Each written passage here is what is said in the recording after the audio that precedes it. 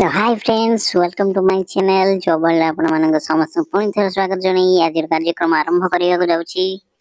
आगे हाँ, जो बंधु माने ए चैनल को नुआ आसीजंती नुआ देखुचंती दया करी आगे सब्सक्राइब करंतु और निजे निजे बंधु मानक मध्ये शेयर मध्ये करंतु। आ जदि वीडियो टी भल लागिथिबो तो लाइक करंतु, जदि बा खराब लागिची तो कमेंट मध्ये करि पारंती।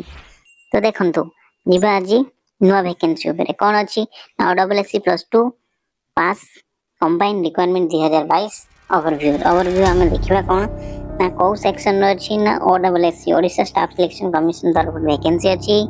टोटल वैकेंसी 40 टी मेल फीमेल अप्लाई करि परिबे। ऑनलाइन एप्लीकेशन मोड रहउची। जूनियर स्टेनोग्राफर पोस्ट होची, स्टेनोग्राफर मानक पयटा पोस्ट होची, तो आपण सेथि अप्लाई करि परिबे। ऑल ओवर सेकेंडरी अप्लाई करि परिबे। तो देखंतु जेंती प्रोसेस कोन अछि ता बाबत हम डिटेल्स देखिबा। प्रथम देखिए हमें को पोस्ट आपण माना वैकेंसी रहउची।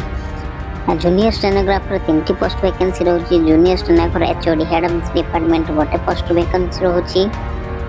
तापर junior stenographer state code field मान स्टेट लेवल जो स्टेनोग्राफर हाई कोर्ट जो जानथिबे आपण माने, तो सही लेवल आपण को स्टेट लेवल 5टी पोस्ट वैकेंसी रहउची।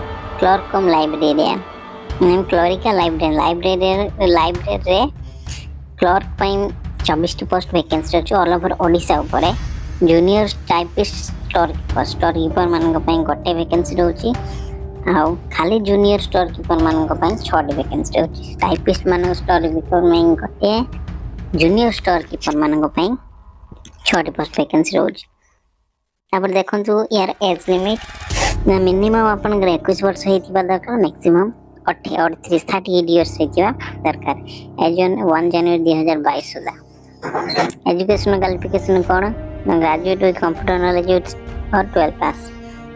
ग्रेजुएशन भी थिले हेई परिबो किंबा कंप्यूटर नॉलेज थिबो एवं आ कोन थिबो +2 पास हिथिबा दरकार। एई सब क्षेत्र आपण जदि एलिजिबल अछंती तो एथि आपण अप्लाई करि परिबे। सिलेक्शन प्रोसेस आपण कोन रहउची ना प्रीलिमिनरी एग्जाम फास्ट गोटे प्राइमरी जम एंट्रेंस एग्जाम से बड़े गोटे एग्जाम रहउची। तापर मेन रिटन एग्जाम हबो, तापर कंप्यूटर स्किल टेस्ट हबो, देन आपनकर डॉक्यूमेंट वेरिफिकेशन हबो। चला पड़ा जाएगी ए सब प्रोसेस देगा जाएगी। जदि आपण माने एलिजिबल हेचन तो डायरेक्ट आपण पोस्टिंग पाइबे। यार डेट देखि रहउची। स्टार्टिंग डेट आपनकर 22 दिसंबर स्टार्ट हिसार ऑलरेडी। तापर हबो आपनकर लास्ट डेट होची 21 जनवरी 2023। 21 जनवरी पर्यंत लास्ट डेट अछि। तो आपण माने डायरेक्ट जाके आपण अप्लाई कर परिबे। कोथरे जाके अप्लाई करिवे ऑफिशियल वेबसाइट आपण जानछंती odscgov.in रो डायरेक्ट ऑफिशियल वेबसाइट जाके आपण लॉगिन करंदो। एथिरे आपण डिटेल्स पाई परिबे। तो जदि पूर्व रे अकाउंट अछि तो आपण जाके स्टेटस ऊपर चेक करंतु, तो वैकेंसी आपण नोटिफिकेशन पाई परिबे। तो बंधु माने एई वीडियो रे एतिको पुणी देखाबो पुणी एक नियुक्ति खबर रे। सेति पर्यंत मते बिताई दियंतु।